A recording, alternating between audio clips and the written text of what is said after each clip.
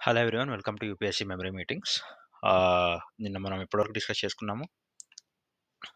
నిన్న మనం lending rate external bench marking అంటే ఏంటి తర్వాత డిస్కస్ చేసుకున్నాం అనుకున్నాం కదా. మనం priority sector lending, okay, different types of banks interest rates ఎలా వర్క్ చేస్తాయి, ఏ బేసిస్ మీద బ్యాంక్స్ ఇంట్రెస్ట్ రేట్స్ ప్రొవైడ్ చేస్తారు, ఈ టాపిక్స్ డిస్కస్ చేసుకున్నాం కదా. నెక్స్ట్ మన టాపిక్స్ వచ్చేసి బారోయింగ్స్. ఓకే, బారోయింగ్స్ ఎక్కడెక్కడ జరుగుతాయి and different types of borrowings ఏంటి, రైట్. సో మనీ మార్కెట్ అనేది ఆర్బీఐ రెగ్యులేట్ చేస్తుంది అనమాట. సో ఇప్పుడు క్యాపిటల్ మార్కెట్, ఫైనాన్షియల్ మార్కెట్ ఎలాగో we have money market. Okay, ఈ మనీ మార్కెట్లో ఓన్లీ బాండ్స్ అనేవి మాత్రమే రెగ్యులేట్ అవుతూ ఉంటాయి. అంటే ఓన్లీ బాండ్స్ మాత్రమే ట్రేడ్ చేస్తూ ఉంటాం అనమాట.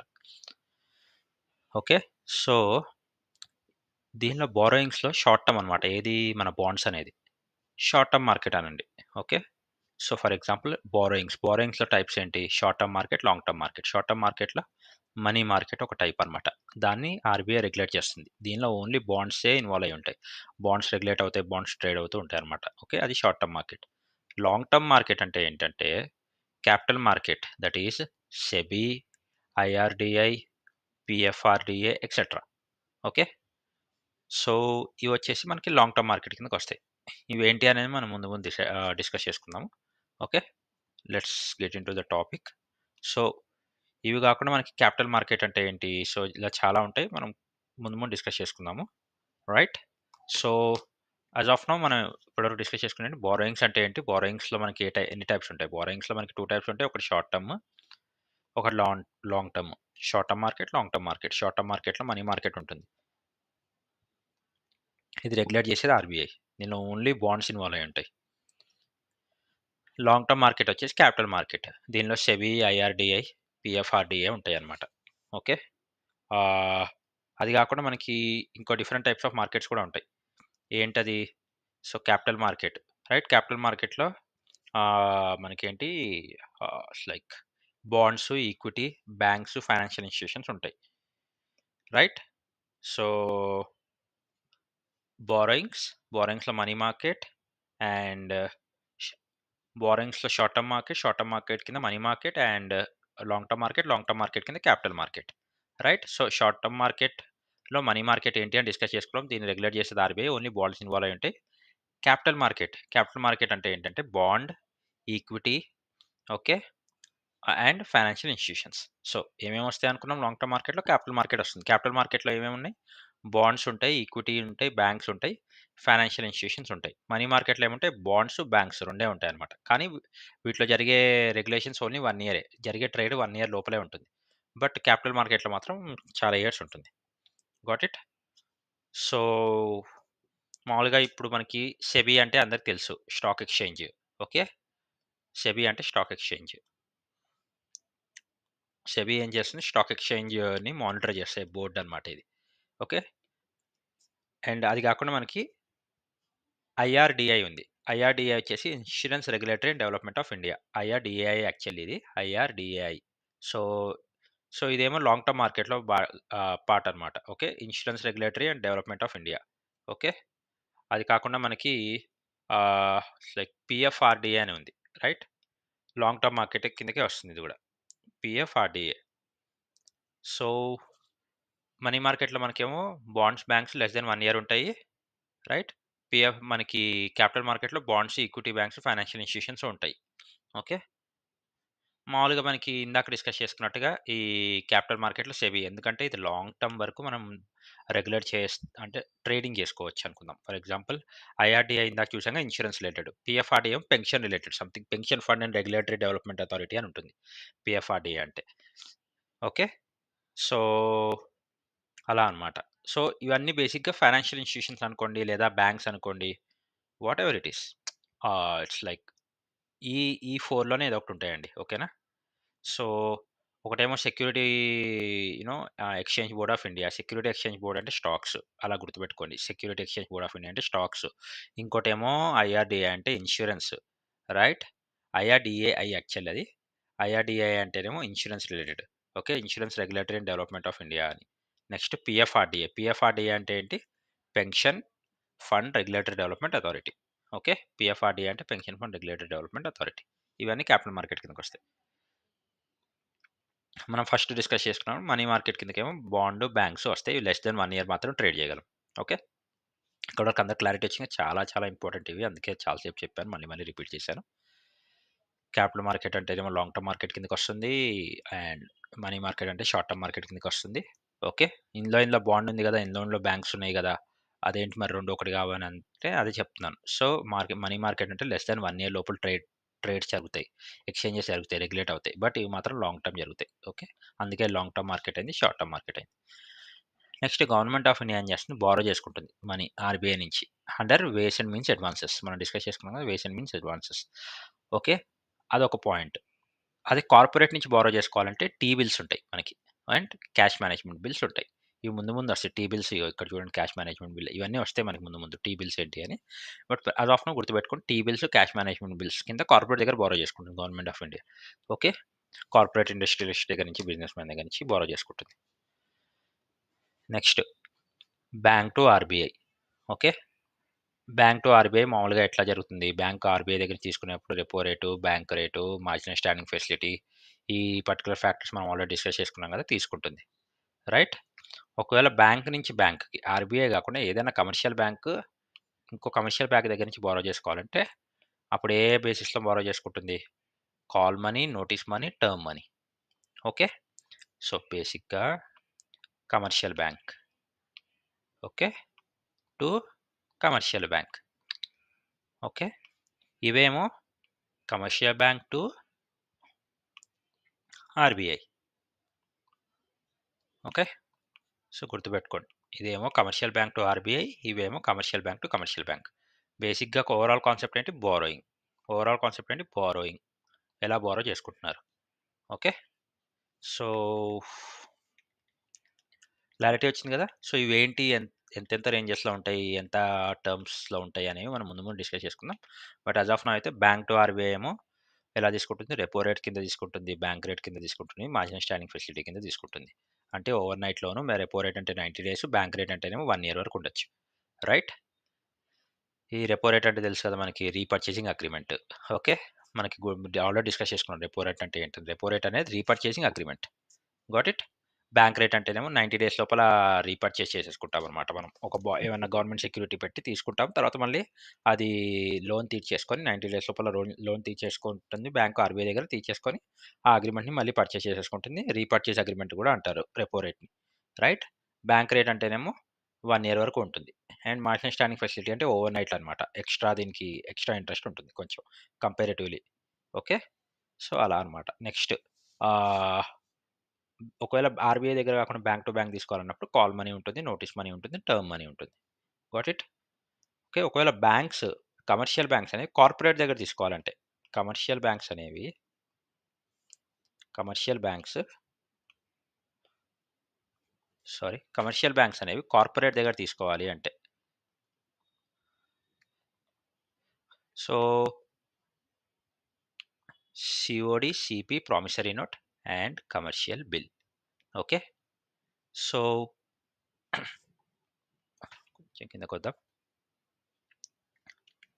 Promissory note, commercial bill, CP and COD. So, ఇవేంటని మనం ముందు డిస్కస్ చేసుకుందాము. ఓకే. సో, బేసిక్‌గా ఇప్పుడు మనకేమర్థమైంది? 3 అర్థమైనాయి. ఒకటి బ్యాంక్ టు ఆర్‌బీఐ, ఒకటి బ్యాంక్ టు బ్యాంక్, ఇంకోటి bank to corporate. Bank to corporate money lending. Right? ఎలా జరుగుతుంది అంటే ప్రామిసరీ నోట్స్, కమర్షియల్ బిల్స్ మనం చూసాము. రైట్? నెక్స్ట్ వచ్చేసి government. Okay. Government T bills. మనం ఇందాక ఫస్ట్ డిస్కస్ చేసుకున్నాం చూడండి. గవర్నమెంట్ టీ బిల్స్ ఎలా అని. ఇగో గవర్నమెంట్ ఆఫ్ ఇండియా కార్పొరేట్స్ దగ్గర బారో చేసుకున్నప్పుడు. ఓకే. మనకి ఇవన్నీ వస్తాయి. ప్రస్తుతానికి ఇలా గుర్తుపెట్టుకోండి. సీఓడీ, సీపీ అని గుర్తుపెట్టుకొని షార్ట్ ఫార్మ్స్ రాశాను. Promissory note, commercial bill. ఇలా గుర్తుపెట్టుకొని అన్నీ ప్రతి ఒక్కటి డిస్కస్ చేసుకుందాం. ప్రతి ఒక్కదానికి మనకి డెఫినిషన్స్ ఉన్నాయి. And don't worry. So, CP అంటే కమర్షియల్ పేపర్ మనకి ఇక్కడ వచ్చినాయి. సో, ప్రస్తుతానికి ఇలా షార్ట్ ఫార్మ్స్ గుర్తుపెట్టుకోండి. సో, దట్ మనం ముందు అన్ని డిస్కస్ చేసుకుందాం. ఓకే. ఎందుకంటే ఇప్పుడు నేను మీకు ఇక్కడ ఎక్స్‌ప్లెయిన్ చేసేసాననుకోండి మీకు కన్‌ఫ్యూజ్ అయిపోతారు. సో, మీకు యాస్ ఆఫ్ నౌ మీకు ఐడెంటిఫై చేయాల్సింది ఏంటంటే గవర్నమెంట్ ఆఫ్ ఇండియా ఆర్బీఐ దగ్గర బారో చేసినప్పుడు వేసిన మీన్స్ అడ్వాన్సెస్‌లో ఉంటుంది. అదే గవర్నమెంట్ ఆఫ్ ఇండియా కార్పొరేట్ దగ్గర బారో చేసినప్పుడు టీ బిల్స్ క్యాష్ మేనేజ్మెంట్ బిల్స్‌లో ఉంటుంది. ఒకవేళ అది ఓకే. బ్యాంక్ గనుక ఆర్బీఐ దగ్గర బారో చేస్తేనేమో రెపో రేట్ ఉంటుంది, బ్యాంక్ రేట్ ఉంటుంది, మార్జినల్ స్టాండింగ్ ఫెసిలిటీ ఉంటుంది.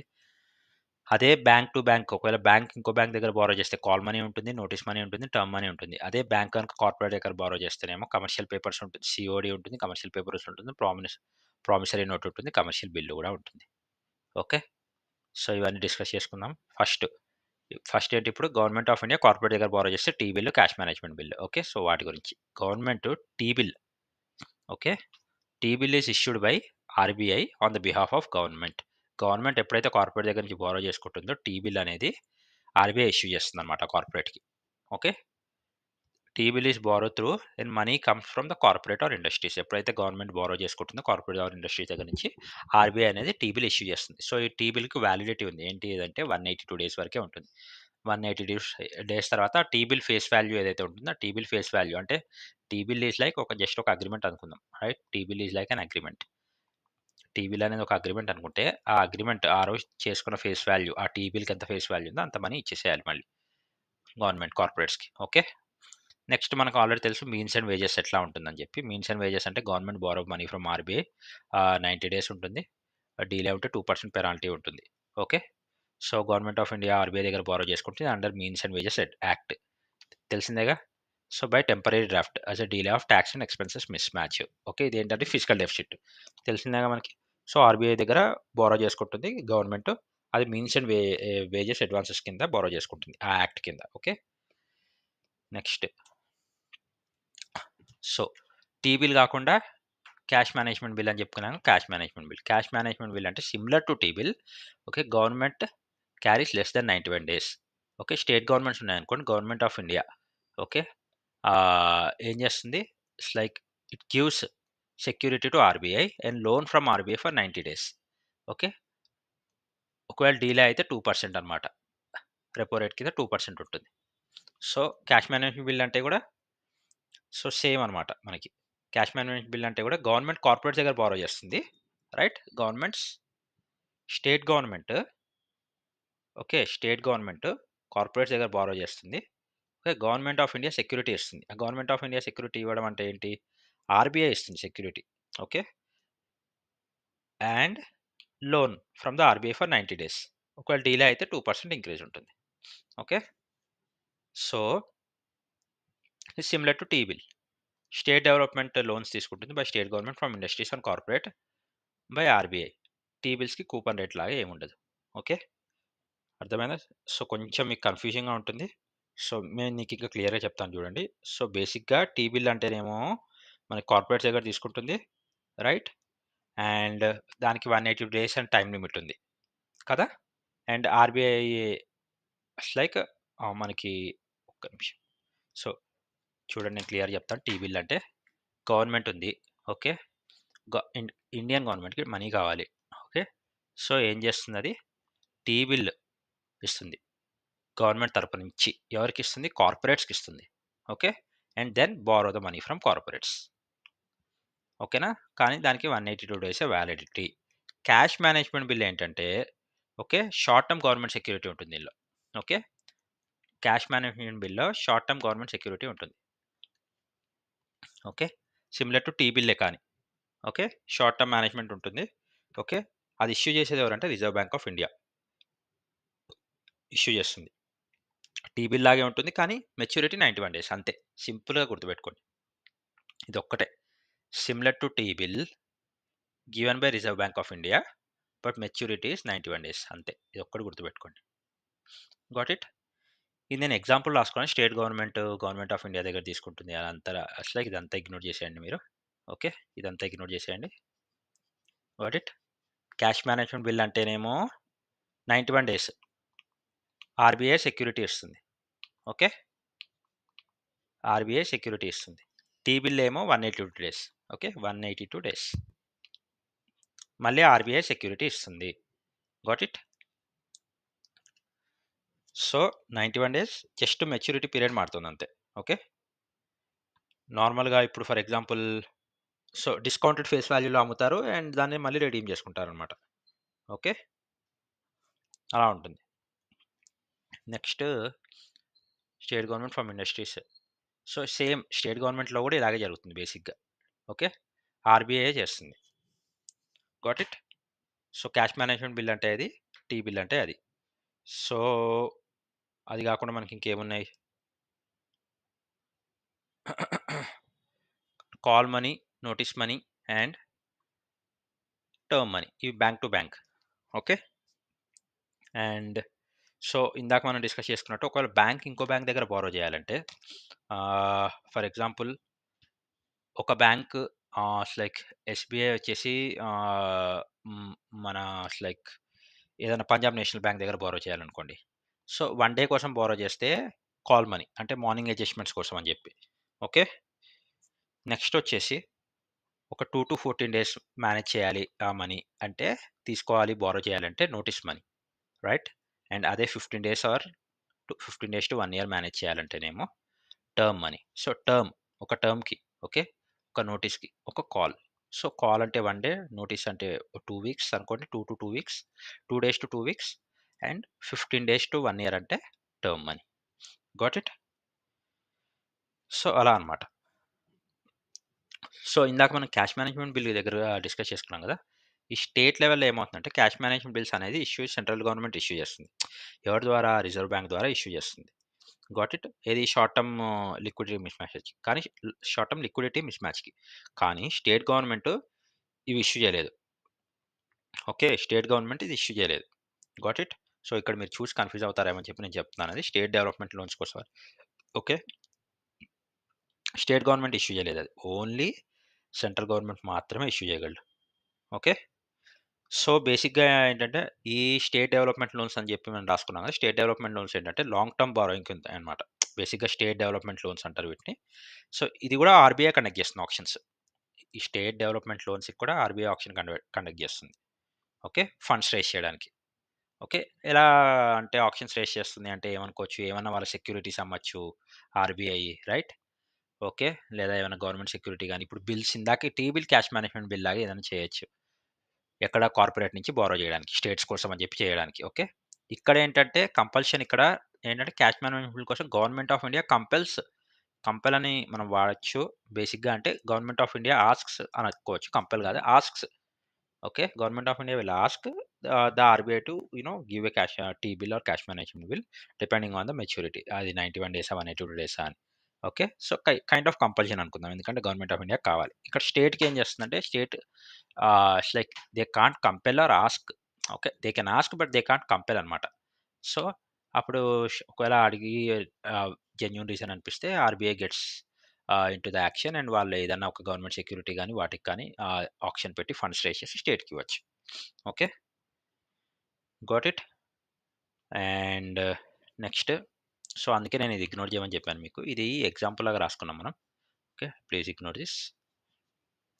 సో, ఇదంతా ఇగ్నోర్ చేయొచ్చు. ఓన్లీ క్యాష్ మేనేజ్‌మెంట్ బిల్ అంటే ఇంతే. టీ బిల్ కాకపోతే లెస్ మెచ్యూరిటీ. ఓకే. సో, ఇది కూడా డిస్కస్ చేసుకున్నాక బ్యాంక్ టు బ్యాంక్ అంటేనేమో call money 1 day, notice money 14 days, term money 15 days to 1 year. Okay. So, ఈ ఇంట్రెస్ట్ ఎలా ఉంటుంది అంటే depends on the LIBOR and MIBOR. Okay. LIBOR అంటే ఏంటి? మిబార్ అంటే ఏంటి? ఓకే. లిబార్ అంటేనేమో London interbank offer rate. దీనిలో 30 బ్యాంక్స్ ఉంటాయన్నమాట. London interbank offer rate. MIBOR అంటే ముంబై అన్నమాట. Mumbai interbank offer rate. MIBOR and LIBOR. Okay. వీటి బ్యాంక్స్ ఇప్పుడు ఫర్ ఎగ్జాంపుల్ లిబార్‌లో వచ్చేసి మనకి 30 బ్యాంక్స్ ఉన్నాయి. దానిలో హెచ్‌డీఎఫ్‌సీ ఉందనుకుందాం right? HDFC and Standard Chartered. Okay. HDFC మనకి స్టాండర్డ్ చార్టర్డ్ ఉంది. స్టాండర్డ్ చార్టర్డ్ ఎస్‌సీహెచ్‌టీ అని రాసుకుందాం. ఓకే. అలా 30 బ్యాంక్స్ ఉన్నాయి. మిబార్‌లో వచ్చేసరికి మన ఇండియన్ బ్యాంక్స్ ఏమైనా ఉన్నాయనుకుందాం. లైక్ ఆహ్, యాక్సిస్ రైట్? యాక్సిస్ ఉంది మనకి. సారీ రైటింగ్ ఇగ్నోర్ చేయండి. యాక్సిస్ ఉంది. ఓకే. కరూర్ వైశ్య ఉంది. సో, అలా. సో, వాటిలో ఇంట్రెస్ట్ రేట్ ఏమైతే నడుస్తుందో ఎగ్జాంపుల్‌కి లిబార్ ఇంకా మిబార్‌లో ఆ ఇంట్రెస్ట్ రేట్ ప్రకారం బ్యాంక్ టు బ్యాంక్ ఎంత ఇంట్రెస్ట్ ఇవ్వాలని చెప్పి డిసైడ్ చేసుకుంటాయి. Interest depends on the LIBOR or MIBOR. Okay. Next ah, yeah! Finally commercial paper. Okay. Commercial paper అంటే మనం డిస్కస్ చేసుకున్నాం కదా, కమర్షియల్ పేపర్ ఇష్యూ ఏ అనే అతను ఉన్నాడు. ఇప్పుడు ఫర్ ఎగ్జాంపుల్ ఏ అనే అతను ఉన్నాడు, లేదా ఏ అనే కార్పొరేషన్ ఏమైనా ఉంది. Okay, they want to borrow the money. Okay, so B అనే ఒక ఏ అనే ఒక కంపెనీ ఉంది, బి అనే కంపెనీ ఉంది అనుకుందామండి. ఓకే, ఏ అనే కార్పొరేషన్ మనీ బారో చేద్దాం అనుకుంటుంది బి నుంచి, రైట్. సో అప్పుడు ఏం చేస్తుంది, డైరెక్ట్గా వెళ్ళి మనీ బారో చేయకుండా ఏం చేస్తుంది, ఒక బ్యాంక్ దగ్గరికి వెళ్తుంది, రైట్. ఏ అనే డైరెక్ట్ పరిమాణం చేయకుండా ఏం చేస్తుంది, ఒక బ్యాంక్ దగ్గరికి వెళ్తుంది. బ్యాంక్ దగ్గరికి వెళ్ళి ఆ బ్యాంక్ ఏజెంట్ ఆర్ బ్రోకర్ ఉంటారు కదా, వాళ్ళ దగ్గర నుంచి ఒక ఏమంటారు, ఒక లైక్ ఒక డాక్యుమెంట్ అనుకోండి, లేకపోతే ఒక పీస్ ఆఫ్ లైక్ అగ్రిమెంట్ అనుకోండి, తీసుకుంటుంది. మాకు ఇంత కావాలి అని చెప్పి మనీ బారో చేసుకుంటున్నట్టు. సో తీసుకొని ఆ బ్యాంక్ ద్వారా బీని అప్రోచ్ అవుతుంది, కమర్షియల్ పేపర్ తీసుకుంటుంది. సో కమర్షియల్ పేపర్ అంటారు, మీకు అర్థం అవడానికి డాక్యుమెంట్ లేదా అగ్రిమెంట్ అని చెప్తున్నాను. సో ఏం చేస్తుంది, ఒక ఒక ఒక కమర్షియల్ పేపర్ ఇష్యూ చేస్తుంది, ఒక డాక్యుమెంట్ లేదా అగ్రిమెంట్. మేము మాకు ఇంత కావాలి, మేము ఇంత లోపల తిరిగిస్తాము, ఇంత మాకు కావాల్సిన అవసరం ఉందని బ్యాంక్కి వెళ్తే, ఆ బ్యాంక్ ఏం చేస్తుంది, ఆ బ్యాంకు పాస్ చేస్తుంది అనమాట బీకి కమర్షియల్ పేపర్. ఒకవేళ వాళ్ళకి అగ్రిమెంట్స్ అన్నీ ఓకే అయితే, okay, they get back with the offer. ఆ ఆఫర్ వీళ్ళు యాక్సెప్ట్ చేస్తారు. So that's how commercial paper works. Okay, so అది మామూలుగా మనకి లెక్క. ఎలా అంటే బ్యాంక్ నుంచి కార్పొరేట్ బారోయింగ్స్కి. Got it. So bank acts as a mediator ఇక్కడ మనకి. డైరెక్ట్గా ఒక కంపెనీ దగ్గరికి వెళ్ళి బారో చేసుకోకుండా, లైక్ ఒక డిస్కౌంటెడ్ ఫేస్ వాల్యూలో, అంటే మేము ఇవాళకి ఇంత ఇస్తాము. ఓకే, సో ఇప్పుడు ఫర్ ఎగ్జాంపుల్ ఏ అనే కంపెనీ లైక్ మాకు ఒక 10 రూపీస్ కావాలి అని చెప్పి ఏమైనా డిమాండ్ చేసింది అనుకోండి బి అనే కంపెనీకి. బి అనే కంపెనీ అంటుంది, yeah fine, like commercial paper తీసుకొని వచ్చాడు. సో ఫర్ ఎగ్జాంపుల్ బ్యాంక్ ద్వారా వెళ్ళింది అనుకుందాం, బ్యాంక్ ద్వారా వెళ్ళింది. సో ఓకే, ఓకే ఫైన్, మేము ఇస్తాము, కానీ ఇవాళ మేము ఇస్తున్న ఈ particular commercial paper face value ఇంత ఉంది అనుకోండి, 10 అయితే 12 ఉంది. సో మీరు మాకు రిటర్న్ ఇచ్చేప్పుడు 12కి ఇవ్వాలి, లేదా discounted like so and so. ఇప్పుడు ఫర్ ఎగ్జాంపుల్ మాకు 8 కావాలి. ఓకే, సో వీళ్ళు డిస్కౌంటెడ్లో ఇవ్వచ్చు కావాలనుకుంటే. So it all depends upon the agreements and all, but overview అయితే ఇది కమర్షియల్ పేపర్ అంటే. Got it. Next promissory notes. Promissory notes అంటే corporation, okay, issues this to the individuals. Corporation ఏం చేస్తుంది, ఇండివిజువల్కి ఇష్యూ చేస్తుంది ప్రామిసరీ నోట్ అంటే. It's like promise notes, ఒక ప్రామిస్ ఉంటుంది అనమాట దాని మీద, ఈ టైం కట్టేస్తానని చెప్పి. It's like agreement. మళ్ళీ corporate issues this notes to individuals. ఇది మనకి ఇది ప్రామిసరీ నోట్స్. కమర్షియల్ బిల్స్ అంటేనేమో సో ఇది వేరు మనకి. ఏంటి, క్యాష్ మేనేజ్మెంట్ బిల్ వేరు, కమర్షియల్ బిల్ వేరు. కమర్షియల్ బిల్ అంటేనేమో ఏ అనేవాళ్ళు ఒక ఒక ఇప్పుడు for example A shoes sell చేస్తాడు 1000 రూపీస్ పెట్టి. ఓకే, ఏ అనే అతను షూస్ సెల్ చేస్తాడు బీకి, 1000 రూపీస్ వర్త్ షూస్ సంథింగ్ అలా అనుకుందాం. ఓకే, సో ఏ అనే ఏం చేస్తాడు, సెల్ చేసి ఒక బిల్ లేదా ఎక్నాలజ్మెంట్ కాపీ అనుకుందాం. Okay, for example acknowledgement copy. Okay, ACP acknowledgement copy అనుకుందాం. సో ఎక్నాలజ్మెంట్ కాపీ తీసుకొని ఏం చేస్తాడు, సో నేను నీకు 1000 రూపీస్ వర్త్ షూస్ అమ్ముతున్నాను అని చెప్పి వీడి దగ్గర ఎక్నాలజ్మెంట్ కాపీ తీసుకొని ఆ బిల్ బ్యాంక్లో ఇస్తాడు. ఇచ్చి, సో ఇప్పుడు బి వీడికి డబ్బులు ఇవ్వాలి కదా ఏకి అమ్మినందుకు గాను. సో నాకు 1000 ఇవ్వాలి అంటే బ్యాంక్ ఏం చేస్తుంది, సేఫ్ సైడ్ కోసం అని చెప్పి 800 ఇచ్చి 200 వాళ్ళ దగ్గర పెట్టుకుంటుంది. ఓకే, సో అలా he gets the other source to manufacture shoes again అలా అనుకుందాం. ఓకే, సో దీనిలో కూడా 2 టైప్స్ ఉంటాయి మనకు, ట్రేడ్ బిల్స్, అకామిడేషన్ బిల్స్ అని. అంత డీప్గా వెళ్ళొద్దు, బట్ జనరల్గా లైక్ ఇప్పుడు సెల్లర్ ఉన్నాడు, ఏదైనా గుడ్స్ డెలివర్ చేస్తాడు, సర్వీసెస్ క్రెడిట్ మీద అనమాట, అంటే క్రెడిట్ మీద తీసుకొని డెలివర్ చేస్తాడు.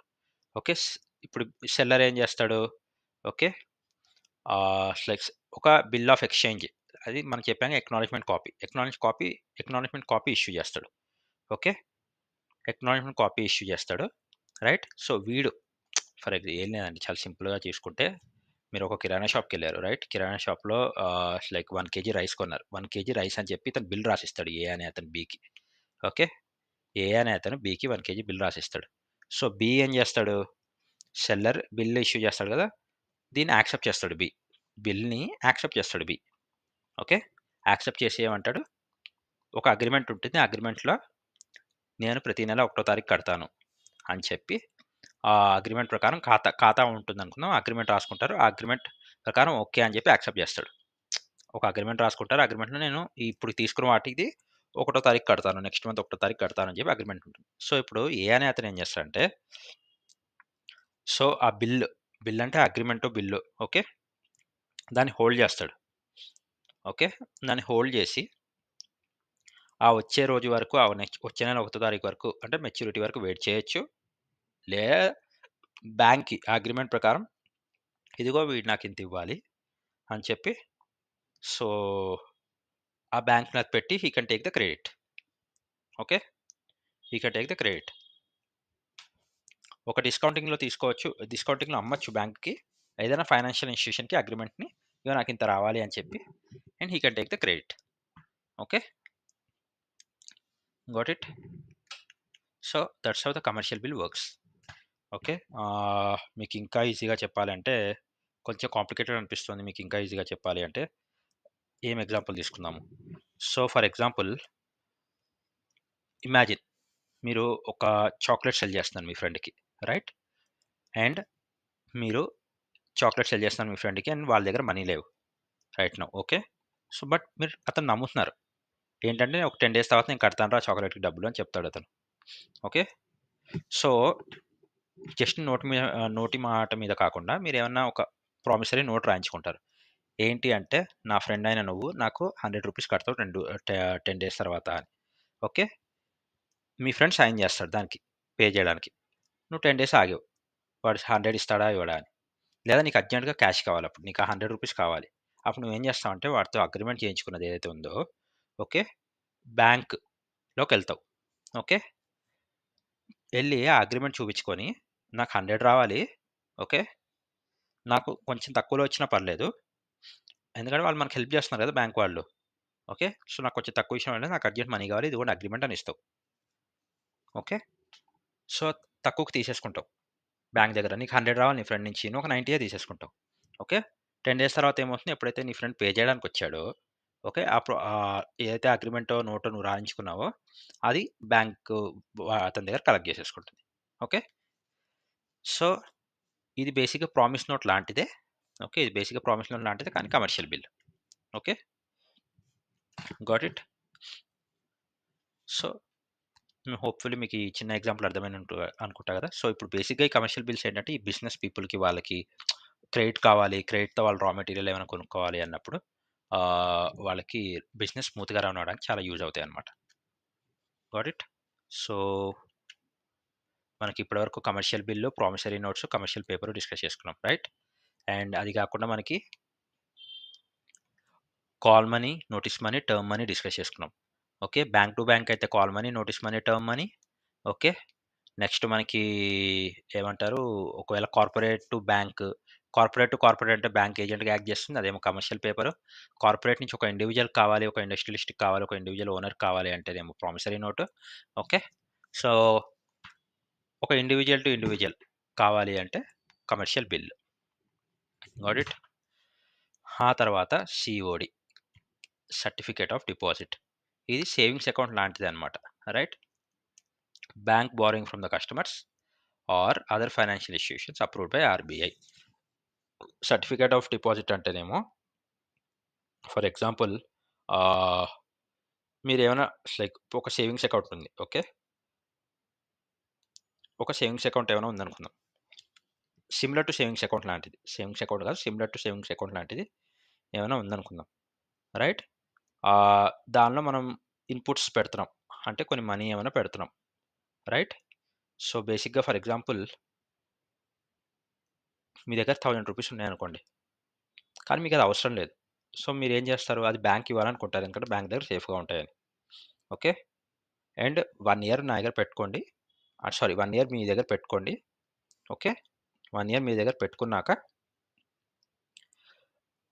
దాని మీద ఎంత కొంత ఇంట్రెస్ట్ ఏదైతే వస్తుందో నాకంతివ్వండి అని చెప్పి అడుగుతావు. ఓకే. మీరు అది పెట్టినందుకు గాను సర్టిఫికేట్ ఆఫ్ డిపాజిట్ అనే ఒక ప్రూఫ్ ఇస్తుంది బ్యాంక్.